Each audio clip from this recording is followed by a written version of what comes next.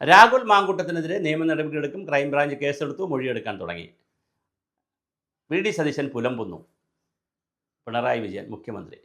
V D Satheesan പത്രസമ്മേളനത്തിലും പത്രക്കുറിപ്പുമായിട്ടൊക്കെ എന്തെല്ലാമോ പറയുന്നു. അതിനകത്തൊന്നും ഒരു കാര്യമില്ല എന്നാണ് മുഖ്യമന്ത്രി പറയുന്നത്. മുതിർന്ന കോൺഗ്രസ് നേതാക്കൾ പറഞ്ഞതിൻ്റെ വികാരം ഉൾക്കൊണ്ടായിരുന്നു അദ്ദേഹം പ്രതികരിക്കേണ്ടിയിരുന്നത്. കുറ്റാരോപത്തിനെ വഴിവിട്ട് ന്യായീകരിക്കുന്നതും അവരെ പ്രോത്സാഹിപ്പിക്കുന്നതിനും തുല്യമാണെന്ന് മുഖ്യമന്ത്രി പറഞ്ഞു. അപ്പം അവരെ വഴിവിട്ട് ന്യായീകരിക്കരുത് രാഹുൽ മാങ്കൂട്ടത്തിനെ. അത് തെറ്റിനെ ന്യായീകരിക്കുന്നതിന് തുല്യമാണ്. അവരെ പ്രോത്സാഹിപ്പിക്കുന്നതിന് ബാക്കിയുള്ളവർക്കൂടെ ഒരു പ്രോത്സാഹനം കൊടുക്കുന്നതാണ്.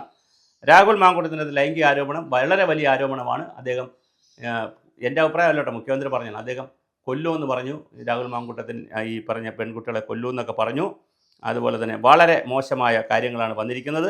അതുകൊണ്ട് രാഹുൽ മാങ്കൂട്ടത്തിനെ അതുപോലെ ഗർഭാലസിപ്പിക്കുക, ഒരുപാട് കാര്യങ്ങളുണ്ട് അതിനകത്ത്. അബോർഷൻ എല്ലാം അലുമ്പ കേസാണ്, അശ്ലീല കേസുകളാണ്. അപ്പോൾ അതുമായി ബന്ധപ്പെടുത്തി രാഹുൽ മാങ്കൂട്ടത്തിന് വലിയ സാധ്യത, രാജിവെക്കാനുള്ള സാധ്യതയാണുള്ളത്. അത് സതീശൻ അങ്ങനെ പറഞ്ഞത് ശരിയായില്ല എന്ന് പറയുമ്പോൾ സതീശൻ കഴിഞ്ഞ ദിവസം, വി ഡി സതീശൻ അവർ കഴിഞ്ഞ ദിവസം പറഞ്ഞു, എൻ്റെ കയ്യിലൊരു ബോംബുണ്ട്, അത് പൊട്ടിക്കും.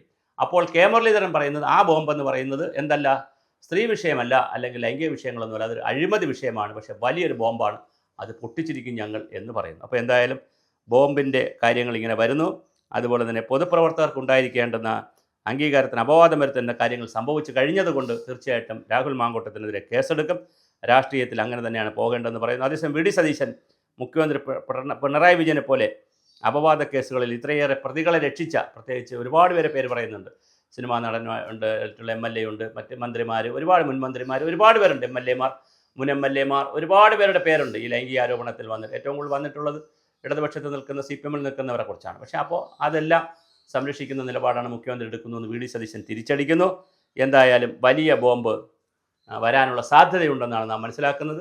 അത് കെ മുരളീധരൻ പറയുന്നതനുസരിച്ചാണെങ്കിൽ അത് അഴിമതിക്കെതിരെയുള്ളൊരു ബോംബാണ്.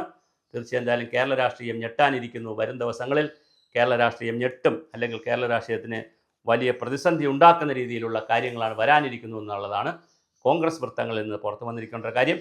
ആരും വിരട്ടിലുമായി ഇങ്ങോട്ട് വരണ്ട, രാജീവ് ചന്ദ്രശേഖരന് കേരളം അറിയില്ല, അദ്ദേഹം ഇന്ത്യയെക്കുറിച്ച് പഠിച്ചാൽ മതി, കർണാടകത്തെക്കുറിച്ച് പഠിച്ചാൽ മതി, കേരളത്തെക്കുറിച്ച് പഠിക്കേണ്ട കാര്യമില്ല എന്നുള്ള നിലയിലാണ് നമ്മുടെ പിണറായി വിജയൻ പറയുന്നത്.